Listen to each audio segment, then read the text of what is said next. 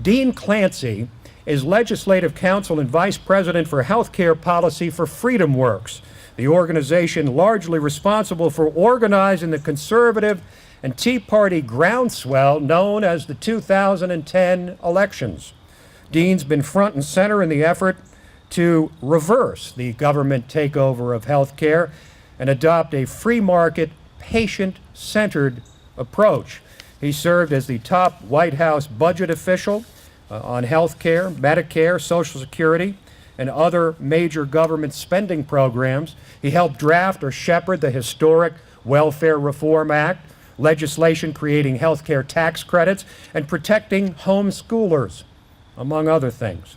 Dean refers to himself as a recovering Washington insider, though that is belied, I suppose, by his appearance here tonight.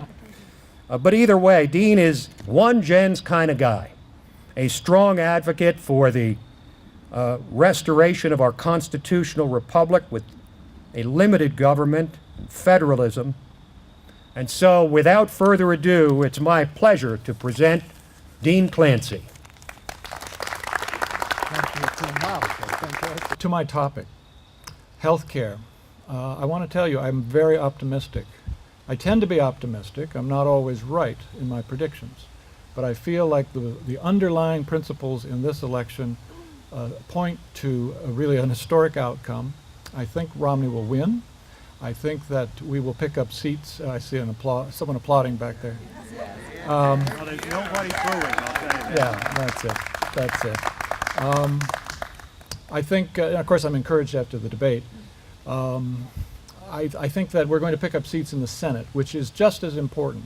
At FreedomWorks, we've been working to elect not just good conservative senators, but constitutional conservatives. We're aligned with the Tea Party. For those who don't know what FreedomWorks is, we are a grassroots advocacy network of about 2 million Americans committed to the principles of lower taxes, less government, and more freedom. And we help folks in the local communities to do what they need to do to advance those principles. And I go around the country talking to Tea Party groups, and we do trainings. We endorse candidates. We provide them with materials. We generally don't. We have a PAC and a super PAC. We don't give them money, though. We give them yard signs, door hangers, walking maps for neighborhoods. It's get out the vote. That's what FreedomWorks focuses on. And we were involved in the 2010 elections, as you said. So, but we're working to try to elect people to the Senate who actually believe in this document, the Constitution. And not everybody who has an R after his name, or a D, but especially an R, is going to be committed to this. So we try to vet them. We help to retire a Republican in name only senator in Indiana, Dick Lugar, and replace him with a constitutional conservative, Richard Murdoch. We're trying to elect Ted Cruz in Texas, who is a fantastic, he's memorized this document and can recite it from memory. He's, a man after Tim's heart and all of yours here, and others of that variety. So that's what we're doing. And the reason I'm optimistic is because the fundamentals are good. This election is really, truly a grand election in which you have a clear choice and the stakes are very high. And clearly the conservative base is highly motivated. We're determined to fire this progressive president and his administration and replace them. The Republican candidate is not as solid a conservative as I should like, but we still want to elect him. And so that's what we're working on. Healthcare has become central. I would argue it's the central issue in the election. Obviously, the economy and jobs provide the dramatic backdrop to what's happening. Energy, very important, and many others. But in my view, healthcare is the clash point between the two ideologies, progressivism and constitutional conservatism. And specifically, we have Obamacare and Medicare. If Romney loses, it will be because of Medicare, or at least that's what people will say. If he wins, it will be because of Obamacare. But understand that if he does win, we will now have an historic opportunity not only to repeal Obamacare and therefore to move towards a patient-centered health care system, which will be amazing. It will be the first time in American history that an entitlement of a universal nature on the level of Social Security or Medicare has been stopped by the American voters. That will cause a psychological blow and setback to the left that will be unbelievable and very valuable. Carla's excited. If, however, Obama is reelected, God forbid, then they will say it was because of Medicare. They will proceed with Obamacare, and we will enter the European future that you've talked about. Now, will we continue to fight on a kind of guerrilla basis? Absolutely. That's why we're working so hard to get good people elected in the Senate.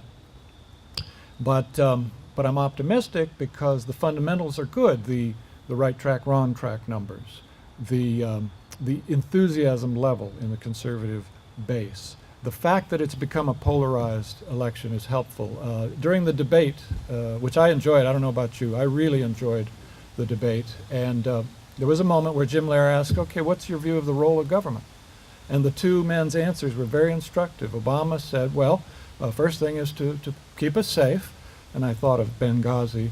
But then he said, it's to do, like Abraham Lincoln, transcontinental railroad, land grant colleges, and, basically infrastructure and, so on, to create opportunity. So government is here to create opportunity for you. And then they turned to Romney and he said, well, behind me here we got the Constitution and the Declaration. And the first duty of government is to implement the principles of those documents.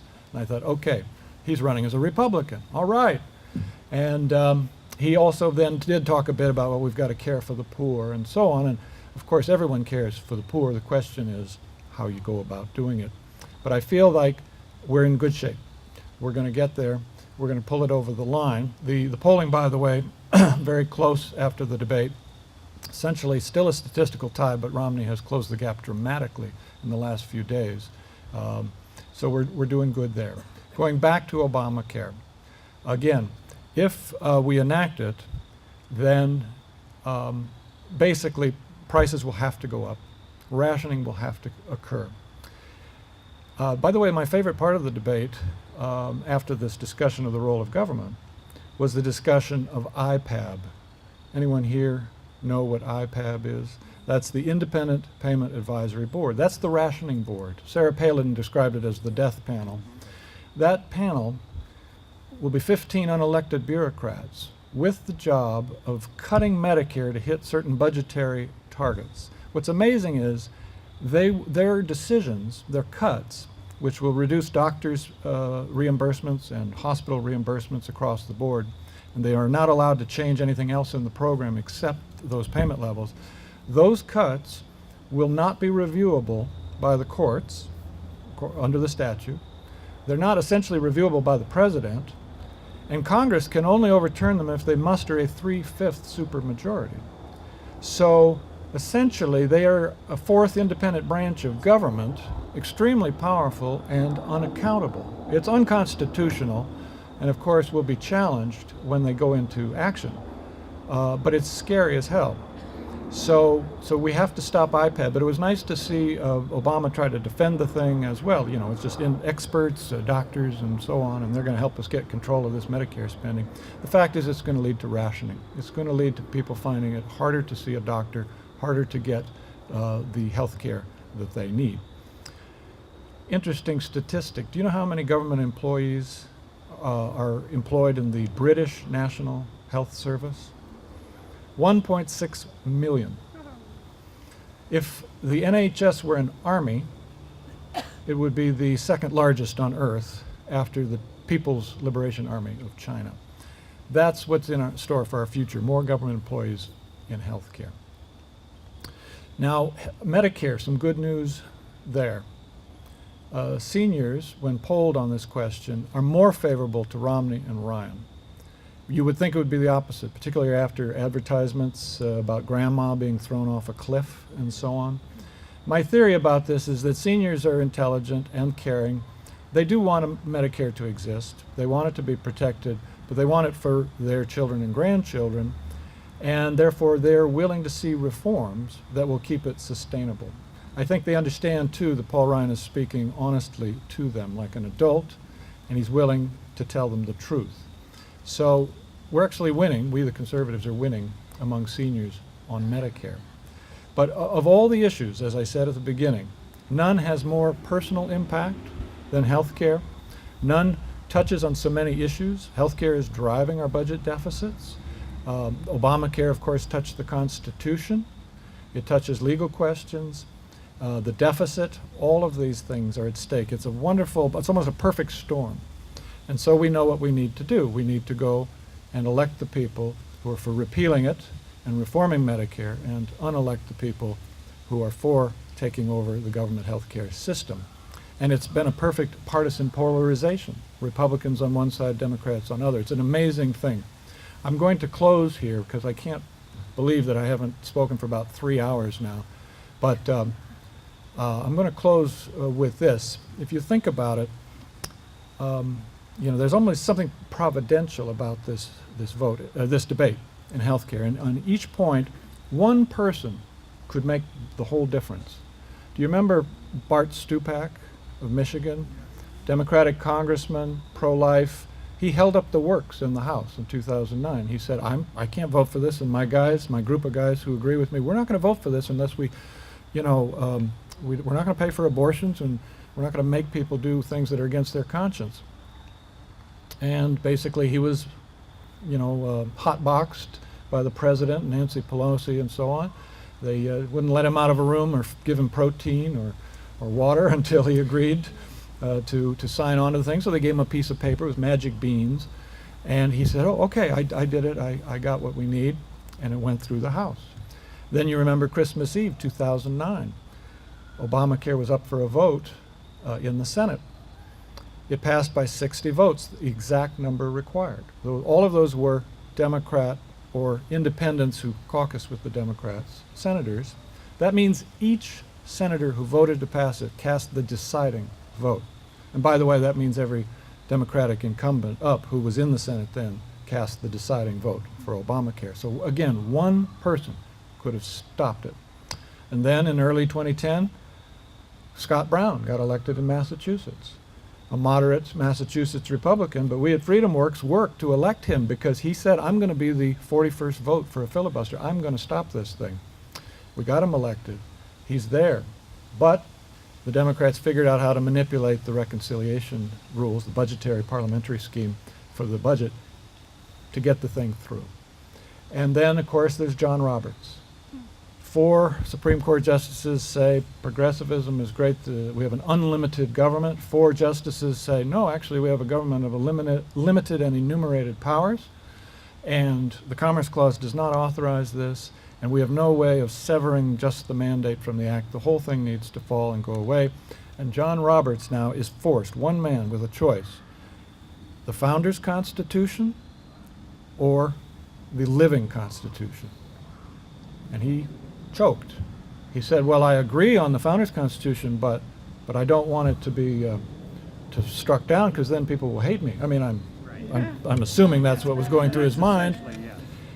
And so he wrote one of the silliest, most absurd decisions I've ever read.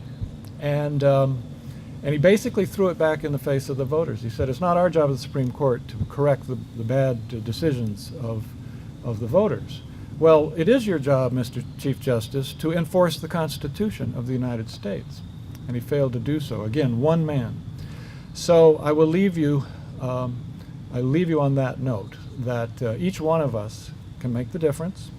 And if we get to the polls and we have at least one relative under each arm and, you know, pulling a neighbor behind us, we can do this. And we can win. We can save the Constitution. We can save our health care freedom and therefore liberty, because after all, what is the price of liberty? Eternal vigilance. Thank you. Take some questions. We'll take some questions.